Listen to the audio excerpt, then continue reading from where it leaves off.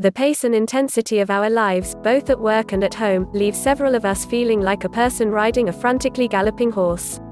Our day-to-day incessant busyness, too much to do and not enough time, the pressure to produce and check off items on our to-do list by each day's end, seems to decide the direction and quality of our existence for us. However, if we approach our days in another way, we can consciously change this out-of-control pattern. It only requires the courage to do less.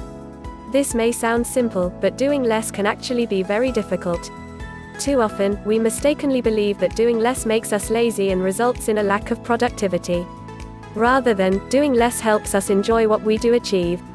We learn to do less of what is extraneous, and engage in fewer self-defeating behaviors, so we create a rich life that we truly feel great about. Just doing less for its own sake can be easy, startling, and transformative. Imagine having a real and unhurried conversation in the middle of an unforgiving workday with somebody you care about. Imagine completing one discrete task at a time and feeling calm and happy about it. In this book, you will see a new approach. The approach is equally useful for our personal life and our work life. In fact, the two hemispheres of our work and personal lives constantly reflect on and affect one another, each changing and/or reinforcing the other. Every life has awesome meaning, but the fog of constant activity and plain bad habits can often obscure the meaning of our own.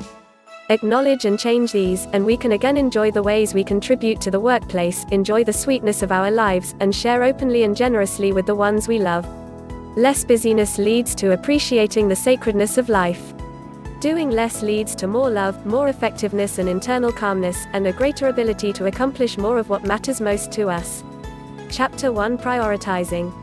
Not everything in life can be a priority. Many important things will compete for attention over your lifetime, but there are not enough hours in anybody's lifetime to give attention to everything that could potentially be a priority. Determining your basic priorities is a key exercise in moving toward more efficient use of your time. Your basic priorities provide a means for making time choices, helping you decide where it is important to invest yourself and where you are able to let go. Setting priorities is a matter of deciding what is very important. In this case, important means significant to you. What activities and roles give your life meaning? These are the components of your life where you would like to succeed the most. Not everything in your life can be a priority. Many important things will compete for attention over your lifetime, but there are not enough hours in anybody's lifetime to give attention to everything that could potentially be a priority. Determining your basic priorities is a key exercise in moving toward more efficient use of your time. Your basic priorities provide a means for making time choices, helping you decide where it is important to invest yourself and where you are able to let go. On a daily basis, you also have to learn to set task priorities. Prioritizing tasks includes 2 steps: recognizing what needs to be done, deciding on the order in which to do the tasks. How do you determine what work needs to be done? For the most part, it relates back to your basic priorities. To be efficient in your time use, you have to weed out the work that does not fit with your basic priorities. Learn to say no to jobs that look interesting and may even provide a secure sense of accomplishment but do not fit with your basic priorities. 8. You also have to be able to separate out the tasks that require busy work that tends to eat away at your time. Many tasks that fill your day may not really need doing at all or could be done less frequently. Task prioritizing means working on the most significant tasks first, regardless how tempted you are to less significant tasks out of the way. Certain skills help in using time effectively. Most of these skills are mental. While it is not necessary to develop all of the skills, each contributes to your ability to direct time usage. Time sense is the skill of estimating how long a task will take to accomplish. A good sense of time will help you be more realistic in planning your activities. It helps prevent the frustration of never having quite enough time to accomplish tasks. To increase your time sense, begin by making mental notes of how long it actually takes to do certain routine tasks like getting ready in the morning, running a load of laundry, or delivering your child across town to baseball practice. Goal setting is the skill of deciding where you want to be at the end of a specific time. Goal setting gives direction to your morning, your day, your week, and your lifetime. The exercise on deciding your lifetime priorities is a form of goal setting. Learn to write down your goals. If you are like most people, goals are just wishes until you write them down. Keep your goals specific, as in, weed the flower beds in front of the house, rather than, work on the yard. Keep your goals realistic or you will continually be frustrated by a sense of failure. Standard shifting is adjusting your standards as circumstances change. Your standards are what you use to judge whether something is good enough, clean enough, pretty enough, done well enough. Perfectionists have very high, rigid standards, and they have trouble adjusting to the changing demands or circumstances of their life. Develop the ability to shift standards so you can be satisfied with less than perfect when your time demands are high, instead of feeling as if you are somehow falling short. Time planning is outlining ahead of time the work you need to be done in a specific period. Sometimes time planning is as simple as writing out a to-do list to ease your mind from holding on to too much detail. At particularly stressful times, the to-do list may expand to include a more specific calendar of when tasks will be done. While a detailed time schedule can be too confining to use all of the time, it is a good way to take the pressure off at exceptionally demanding times.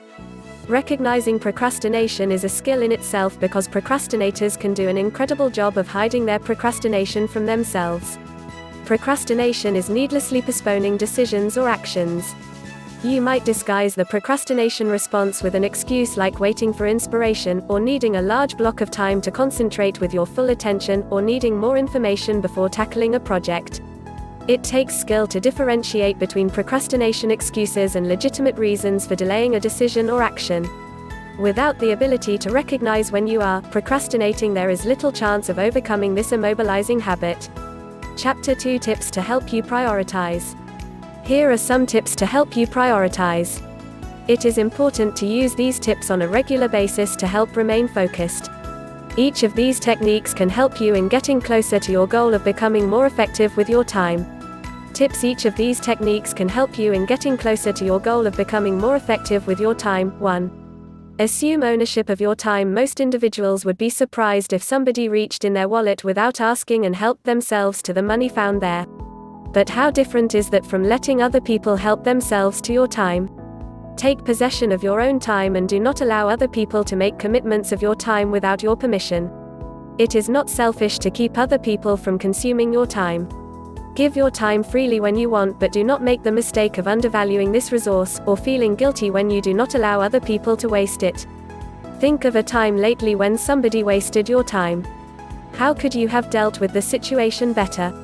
2. Prioritize. Continually check yourself to see that you're working on the most significant things.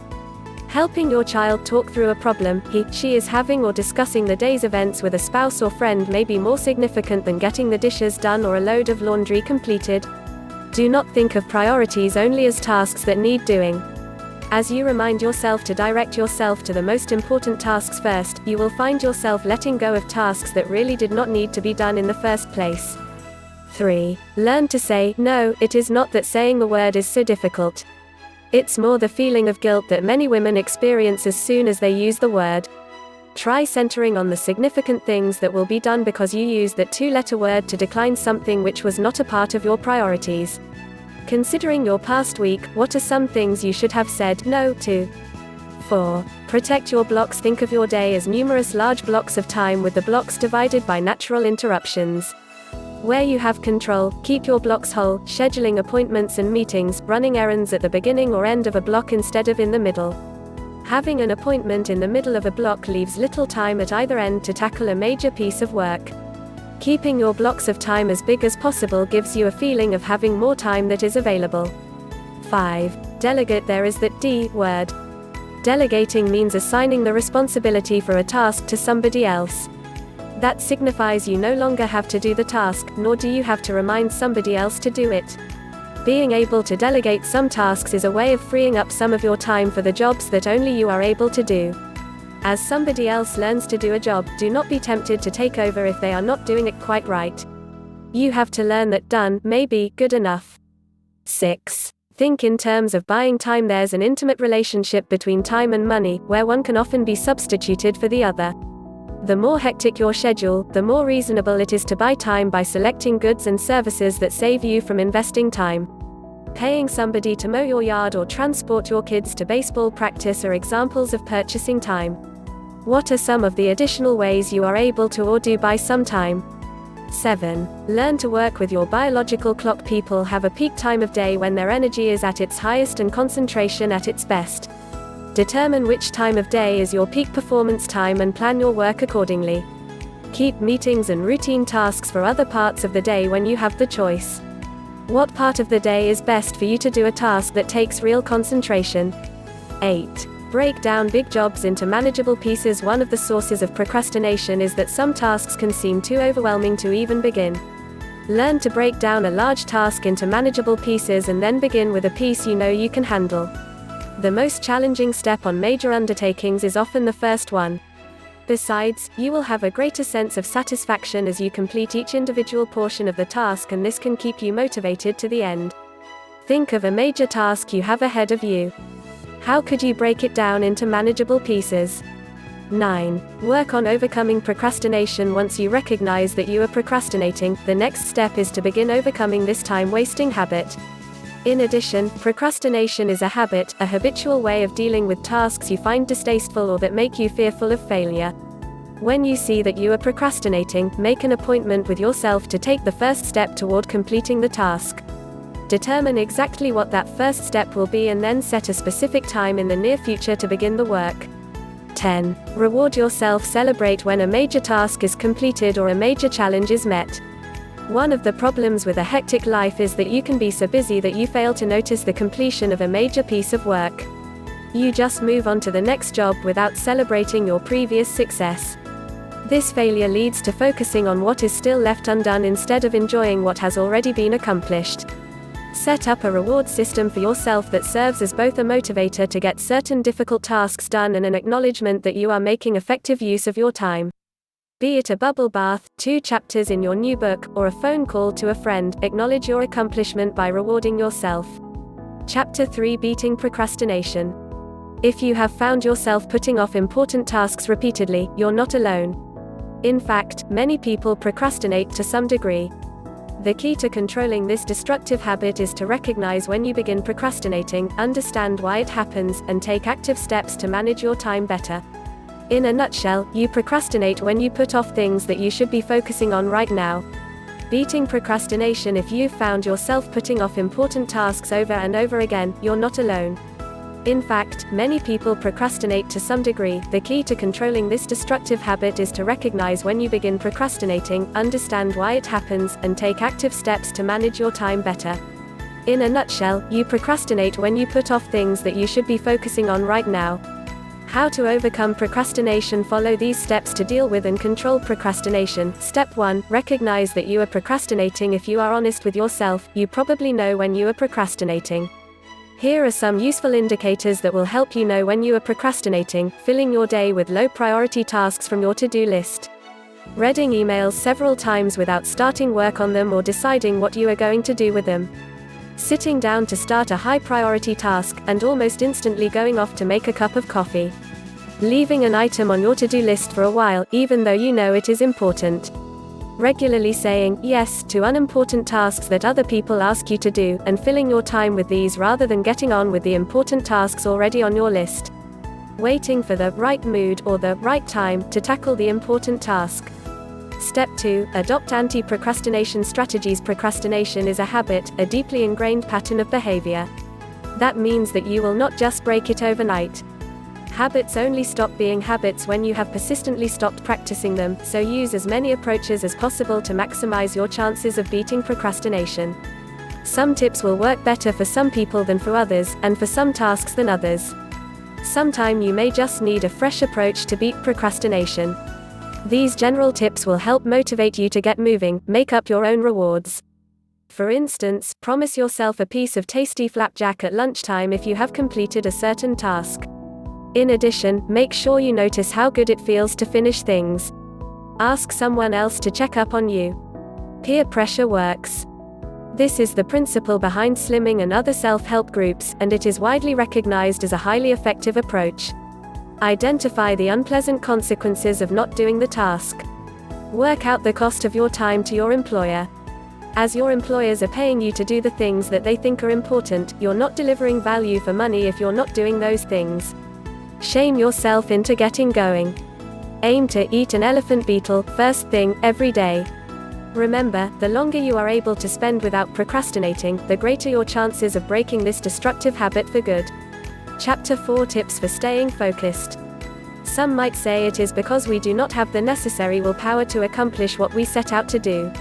Some say it is because we are too busy or too overwhelmed to take action on our resolution. My guess is it could be any of those things, but it is more likely that you have just started down a path without your compass and you have started to lose your way. Rather than rattling off a list of things you should do for whatever reason, sit down and think about what it is you really want to achieve and set a solid intention for accomplishing your goal. I also suggest that you focus on only one or two intentions at a time. No matter what it is that you would like to achieve, setting an intention can and will set you on a course for success.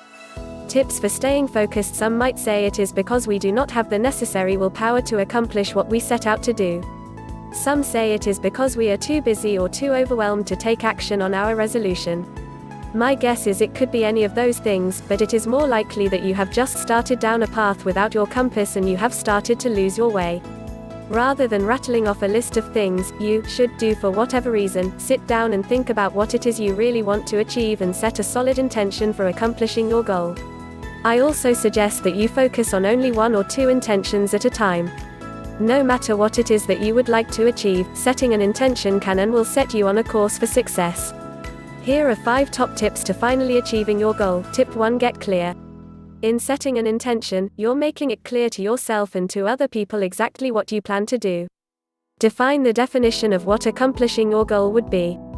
For instance, you know you've reached your goal of improving your management skills when you consistently feel more satisfied with your ability to deal with tough situations and motivate your staff. You may even get that promotion you have been after. Tip 2: Realize that an intention comes in several sizes and every large goal is filled with intentions big and small. With follow-through, each intention will ultimately lead to success. For instance, if your resolution is to improve your management skills, your first intention may be to speak with your company to find out what skills and traits you may want to focus on. Tip 3: Do not let confusion overwhelm your intention. You may have lots of passion about your resolution, but passion without a plan is wasted energy and will eventually fizzle out. Setting an intention to take a step towards your goal each day will keep you on the right path and help to clear away confusion. Tip 4: Use your resources. Ask for what you want and need from other people. When you clearly state your intention and your request of other people, you have the opportunity to gain a partner and a cheering section. For instance, if you look up to somebody's management style, ask him or her for tips and possibly even support. Chances are they will be flattered and very willing to share advice. Tip 5: Be accountable. Choose your resolutions carefully by deciding what really interests you. You might ask somebody you trust to help keep you accountable. Nevertheless, nothing can take the place of honoring your intentions to yourself. You will be amazed at how your self-esteem and sense of accomplishment will increase when you achieve your goals. Chapter 5 Work less, accomplish more. If you are feeling overworked, overwhelmed, or just plain over it, the following time management tips can help you maximize your productivity so you are able to accomplish more. Work less, accomplish more. If you are feeling overworked, overwhelmed, or just plain over it, the following time management tips can help you maximize your productivity so you are able to accomplish more. Separate work from home. Between responding to personal emails, instant messaging, and fielding cell phone calls from your kids, it can get very hard to stay focused on the tasks. Therefore, when you're in the office, try to concentrate on your work as much as possible. Then when you're at home, you can really deal with your issues there without distraction. You'll wind up having better quality time both places. Separating your work duties from home-related ones will allow you to keep your mind on work when you're there and, in turn, procrastinate less, feel less overwhelmed, and accomplish more. Establish boundaries and stick with them. While it is always great to try to make everybody happy all the time, it is just not possible in a workplace ruled by the irrefutable laws of time and space. Learn when to say no. There are times when it's right to go beyond the call of duty on the job. For instance, when it is a real emergency, then I do not mind staying late or going out on a limb.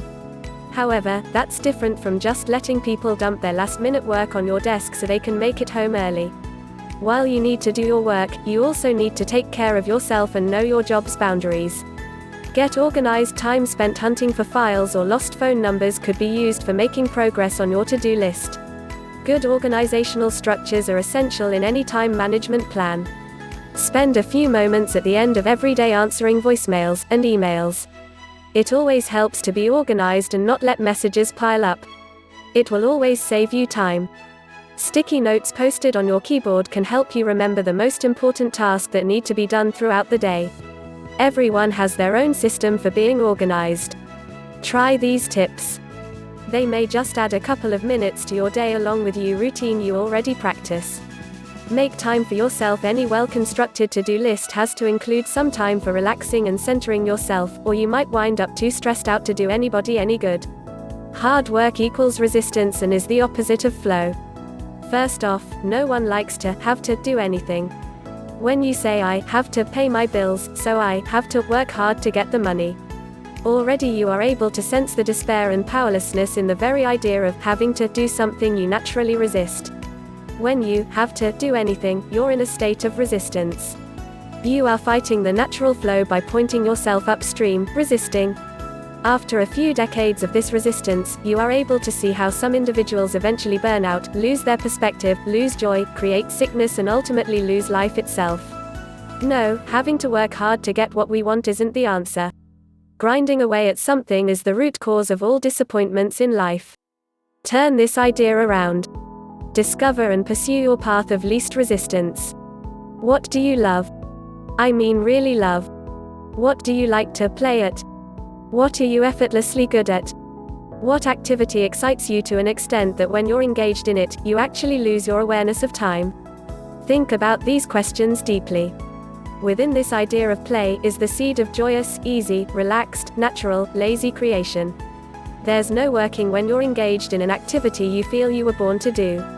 If you have an idea that you love to play with, do you force yourself to play with it? Of course not. You are naturally drawn to it. You're lovingly engaged in it. Things are easy. There's no work involved and the results of your creation seem almost heaven-sent. Your whole life must reflect what you're naturally drawn to do. It is essential to accomplishing your heart's desire. Do not trade one more second of your precious life energy working hard at achieving your goals. Discover your greatest gifts that have been with you since the day you were born and use them to create value in a simple and relaxed way. Everything you need to create your success is already within you. Any useful idea that has elevated the life experience of individuals has come about because people would like to avoid having to do hard work. All our innovations throughout history have been created to make life easier and better. Hard work is counterproductive to the direction of growth and life expanding. Hard work shuts off the flow of creative, inspired energy. Hard work isn't in alignment with the 26 laws of creation. You're made of the same stuff and this natural law applies to you wittingly or unwittingly. You'll never become healthy, wealthy and wise. Keeping your nose to the grindstone, pushing the ball uphill, working your fingers to the bone, going to a salt mine, spending the day with a slave driver, there's an easier, lazy, do-nothing way to create the life you have always desired. You must engage yourself in what you love, play and have fun with. Play with everything. If it is not fun, and feels like hard work, you're decreasing your potential for creating massive success in your life. Align your focus and attention to only that which you love. Then find partners who love doing the activities you resist doing. When you put it all together, you will take a quantum leap in your power to create what you desire. Chapter 6: Equanimity. What is equanimity? Philosophy teaches us to bear with equanimity the bad luck of other people. Merriam-Webster defines equanimity as an evenness of mind under stress, a habit of mind that's rarely disturbed under great strain, a controlling of emotional or mental agitation through will and habit, a steadiness when facing strain. Equanimity. What is equanimity? Philosophy teaches us to bear with equanimity the bad luck of other people.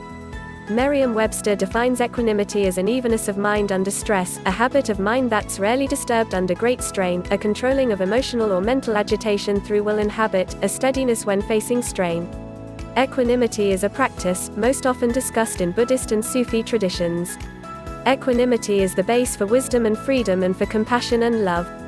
Few individuals are capable of expressing with equanimity opinions that differ from the prejudices of their social environment. Most individuals are even incapable of forming such opinions. What does equanimity look like? Equanimity is the capacity to stay neutral, to observe from a distance, and be at peace without getting caught up in what we observe. It is the capacity to see the big picture with understanding and without reacting, for instance, to another's words, ideology, perspective, position, premise, or philosophy. Essentially, we take nothing personally, refuse to be caught up in the drama our own or other people's. Equanimity allows us to stand in the midst of conflict or crisis in a way where we are balanced, grounded and centered. Equanimity has the qualities of inner peace, well-being, vitality, strength, and steadfastness. Equanimity allows us to remain upright in the face of the strong winds of conflict and crisis, such as blame, failure, pain, or disrepute, the winds that set us up for suffering when they begin to blow. Equanimity protects us from being blown over and helps us stay on an even keel. How do we develop equanimity? There are numerous mind-body qualities that support the development of equanimity. One is integrity. Doing and being in integrity supports our feeling confident when we speak and act. Being in integrity fosters an equanimity that results in blamelessness, feeling comfortable in any setting or with any group without the need to find fault or blame.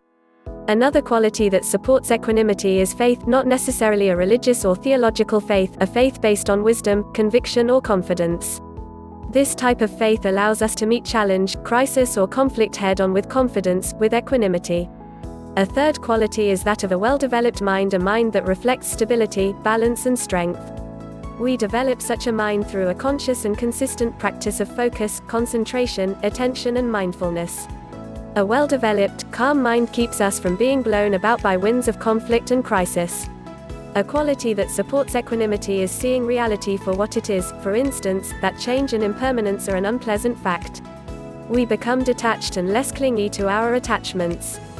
This means letting go of negative judgments about our experience and replacing them with an attitude of loving kindness or acceptance and a compassionate matter-of-factness.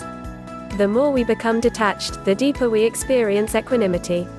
The final quality is letting go of our need to be reactive so we can witness, watch and observe without needing to get caught up in the fray, the winds, maintaining a consistent relaxed state within our body as sensations move through.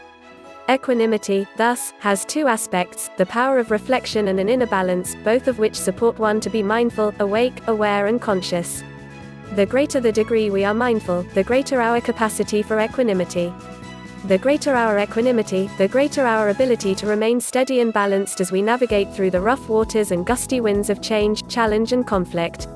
What happens when we are out of balance, lacking equanimity? In our everyday physical world, when we lose our balance, we fall. In our emotional world, we stuff our feelings and emotions, deny them or contract around them.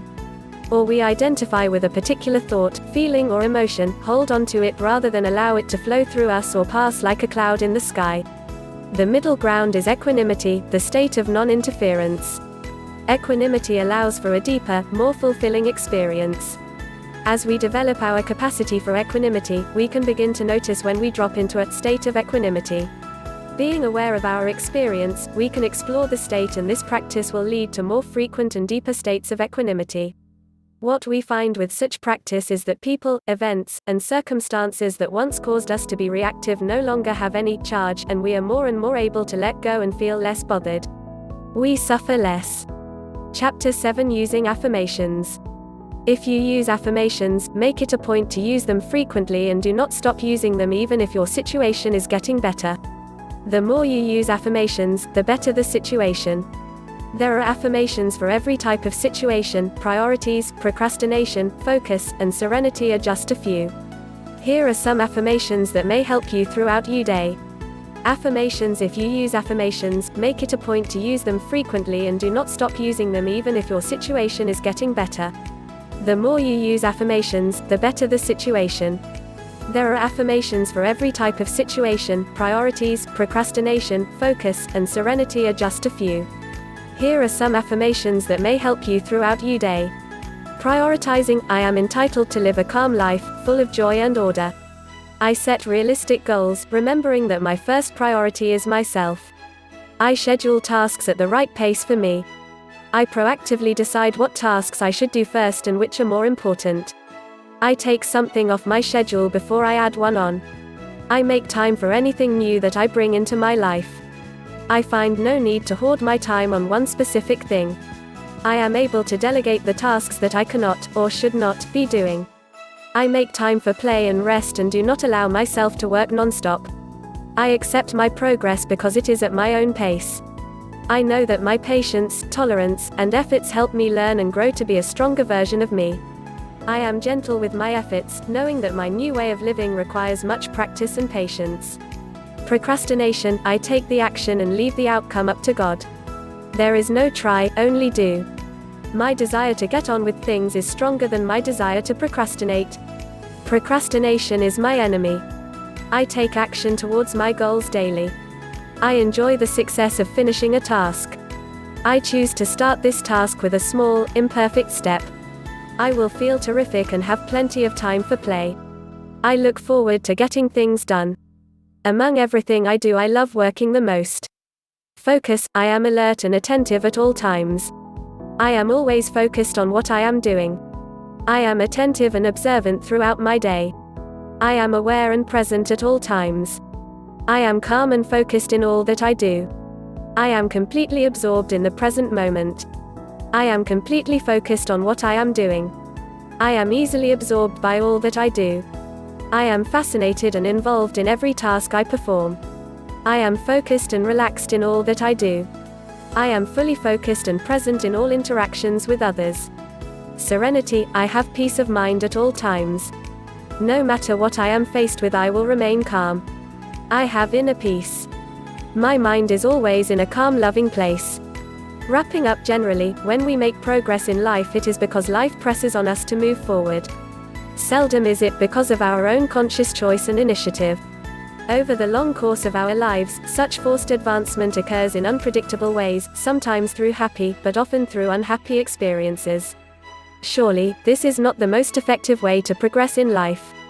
Yet that is the way the overwhelming majority of us progress in life. We call such inefficient, unpredictable, life-meandering progress. However, with this book and these tips, we can consciously change our behavior without the added stress. We can have balance and success in life. In addition, we can get our priorities in line and keep them there. What is stopping you from grabbing those extra minutes and hours in your day? The only answer is, you. So get out of your way and start accomplishing more by doing less.